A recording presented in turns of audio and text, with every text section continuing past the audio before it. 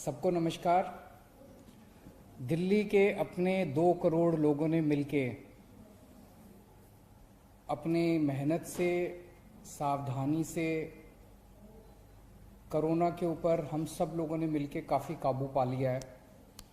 लेकिन अभी अपने को निश्चिंत नहीं होना। सारी सोशल डिस्टेंसिंग, मास्क, ये सब हम अपनी एहतियात बरतते रहेंगे क्योंकि कोरोना कभी भी बढ़ सकता है। लेकिन अपने सामने अब एक बड़ी चुनौती है कि किस तरह से अर्थव्यवस्था को पटरी पे लाया जाए। लोगों की दुकानें बंद हो गई हैं, धंधे बंद हो गए हैं, इंडस्ट्री बंद हो गई है। लोगों को काफ़ी तकलीफ का सामना करना पड़ रहा है। ऐसे में अब दिल्ली के लोगों ने बड़ी बड़ी चुनौतियों को स्वीकार किया और उनको चैलेंज को स्वीकार करके जीता है। तो मैं समझता हूं कि हम सब लोग मिलके इस अर्थव्यवस्था की चुनौती को भी हम लोग जीतेंगे। आज एक कैबिनेट मीटिंग अभी थोड़ी देर पहले हुई थी हमारी, उसमें एक महत्वपूर्ण निर्णय लिया गया है जो मैं समझता हूं कि दिल्ली की अर्थव्यवस्था को आगे ले जाने में महत्वपूर्ण कदम होगा। दिल्ली में डीजल के दाम काफ़ी ज़्यादा थे अभी तक। दिल्ली में डीजल अभी 82 रुपये,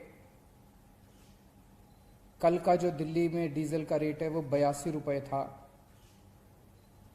आज दिल्ली की कैबिनेट ने निर्णय लिया है कि दिल्ली में डीजल के ऊपर वैट के रेट 30% से घटा के 16.75% कर दिए जाएंगे। तो काफ़ी बड़ी रिडक्शन की जा रही है। इससे दिल्ली में डीजल के दाम 8 रुपये 36 पैसे प्रति लीटर कम हो जाएंगे। तो जो डीजल कल 82 रुपये का मिल रहा था वो डीजल अब 73 रुपये 64 पैसे का मिलेगा। बहुत सारे इंडस्ट्रीज से, बहुत सारे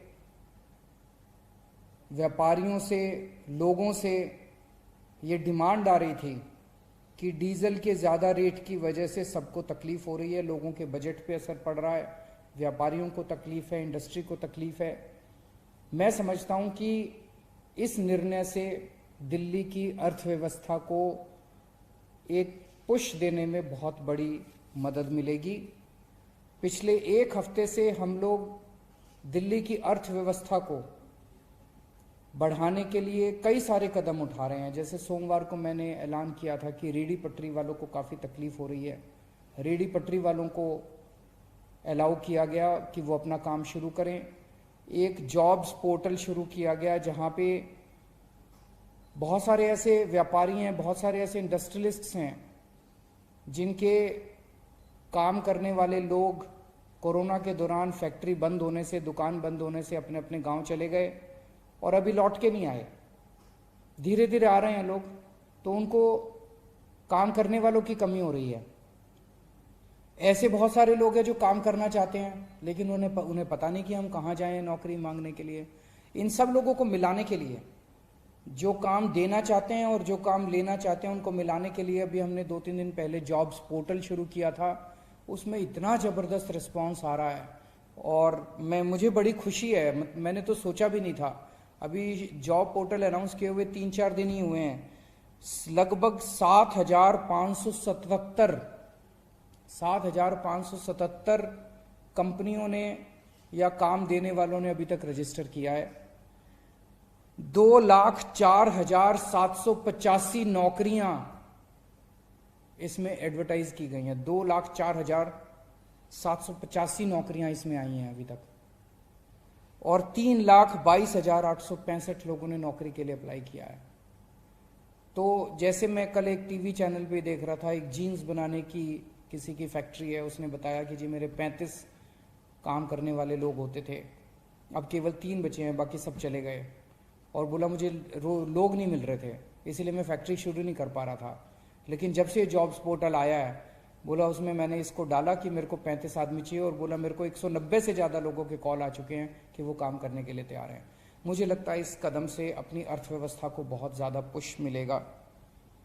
तो मैं सभी दिल्ली के जितने व्यापारी हैं, जितने इंडस्ट्रियलिस्ट्स हैं, सबसे अपील करता हूं कि आइए सब लोग मिलके दिल्ली की अर्थव्यवस्था को फिर से एक बार पटरी पे लाते हैं।